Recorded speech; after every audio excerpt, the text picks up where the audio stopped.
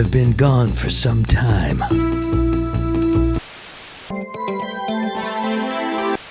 It's party time! I'm thinking I'm back.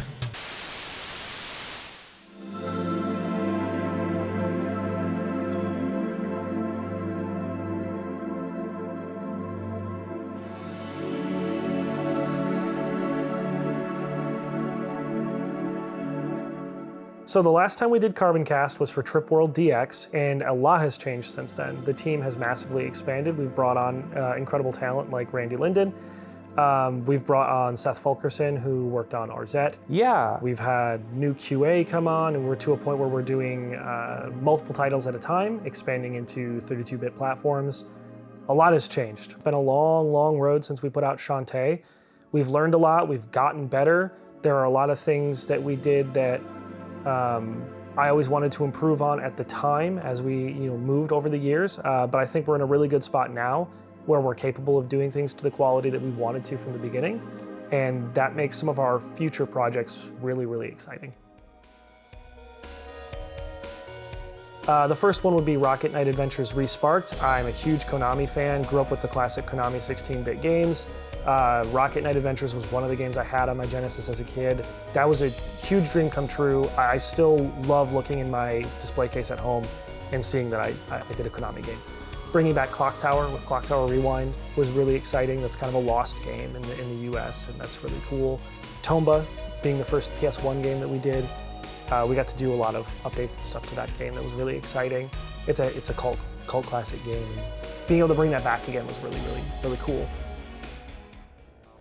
Gex, the first time I played it was actually at a furniture store, of all things. They had a 3DO with a TV set out, I guess for kids who were dragged there by their parents. And I remember it being like the only thing in the entire store that wasn't fake furniture.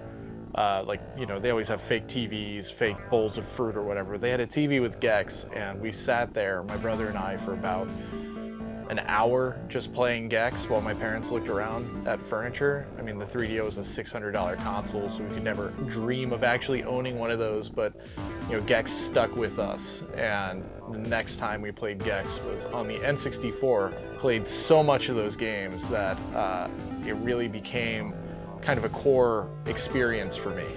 My first memories of Gex, I think, are magazine ads from like GamePro or Game Informer. I remember a certain period of time where it felt like I was seeing ads for these games like in every issue of the magazine that I got. I was familiar with Gex beforehand.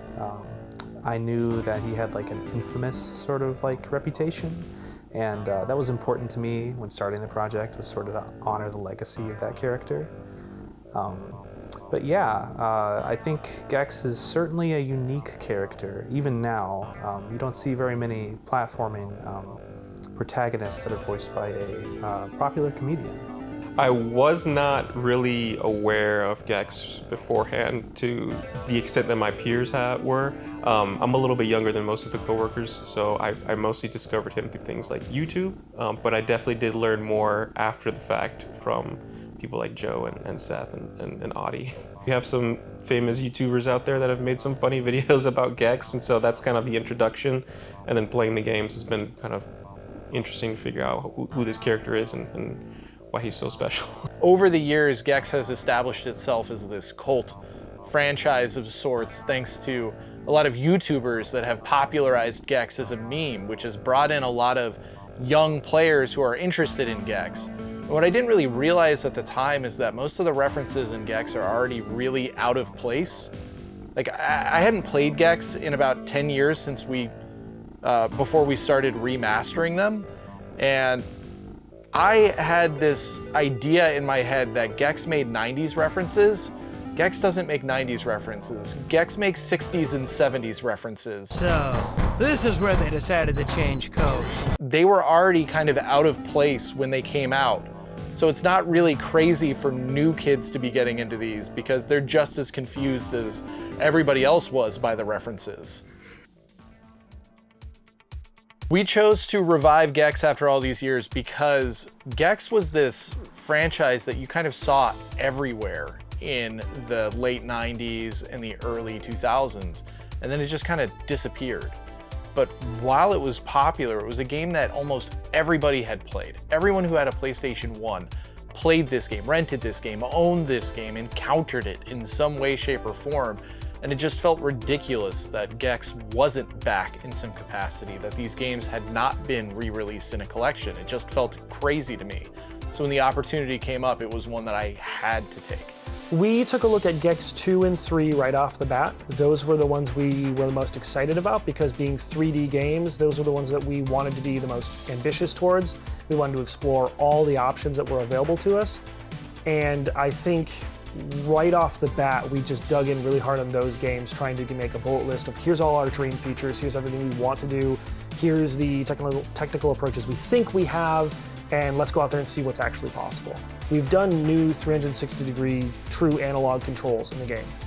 And just that adjustment to modernize the feel of Gex in Gex 2 and Gex 3 has dramatically altered the playability of those games and kind of helped me rediscover that the design at the core of these games is quite good. These are better 3D platformers than they seemed at the time they came out. The biggest thing it does is takes a game that's already pretty fine and makes it great. I mean, what the other engineers have done to this game is really awesome. The analog stick controls, I feel like, gives players a greater range of freedom to kind of explore these levels a little differently.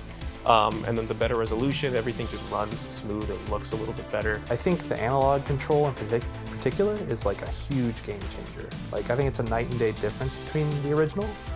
But what was important is really like preserving how players thought maybe it controlled, from your memories.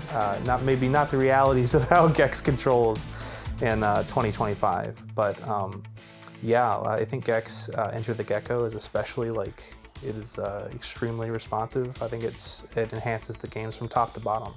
The widescreen, the higher resolution, I think it all sort of works together to make it a more modern package. So there's a lot of things that we like to play around with and explore via our emulated releases here that people have been tinkering with in the emulation community for a long time. Things like widescreen hacks.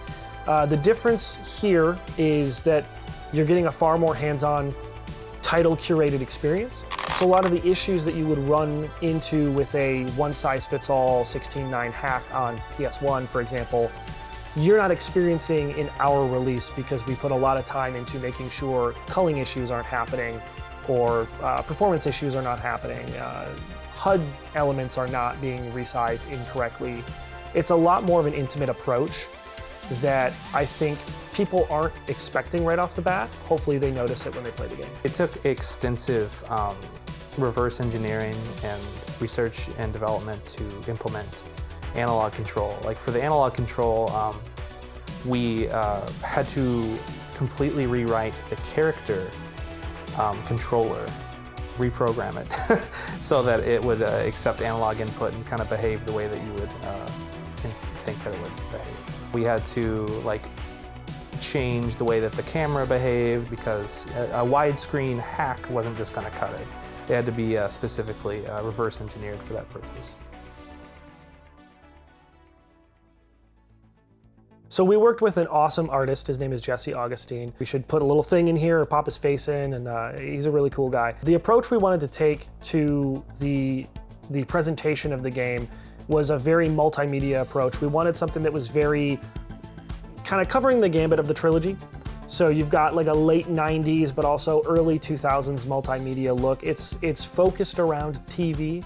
I think the idea that we had at the beginning was this is Gex sitting down at his TV, reliving his past memories. And all of the presentation, from the extras, the museum content, the video content, the music player, everything has this kind of consistent late 90s, early 2000s multimedia experience. Everyone on the team had a shared creative vision for making the menus, the whole front end. We wanted to have a sort of nostalgic 90s presentation, but also lean into the fact that Gex parodies several films. So this time we wanted to parody video games. It was important that navigating the menus was sort of as fun and detail-filled as the game, so I think players can look forward to sort of discovering some extra details here and there, hidden throughout the menus. I feel like we really kind of raised the bar of what our menus look like for Carbon, with animations and transitions between screens, things like that. So it's a very fun menu that we built for everyone. It's very interesting to revisit Gex specifically and kind of reanalyze what these games were at their core, add some modern features to make them a little bit less abrasive, a little bit less stiff.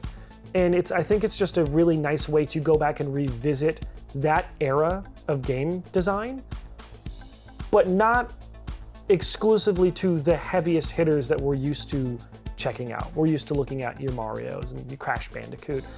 But these games had value. They are interesting. There's wealth here. I think the thing that I'm most excited about Gex is it really shows off what our team is capable of.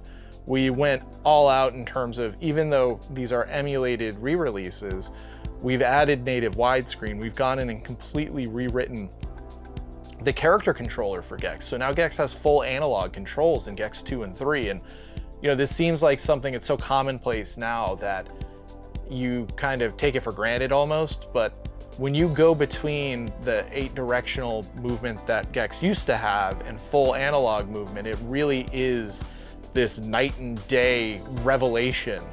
Gex plays really well right now with the new controls that we have and with the widescreen. And even though the graphics, still look like a PS1 game, the gameplay feels just as good and fresh as any other modern day 3D platformer. So I'm really excited for people to see this and see the kinds of things we're capable of, even within the confines of an emulated re-release. It feels great to be part of Carbon. I feel like I'm learning something new every day and working with very, very talented engineers and artists. It's very rewarding as well to see these games get shipped and having people really enjoy their time with them and liking all the things that we've done to their favorite games. I hope returning customers, those who remembered Gex very fondly and have fond childhood memories, I hope that their memories are exceeded.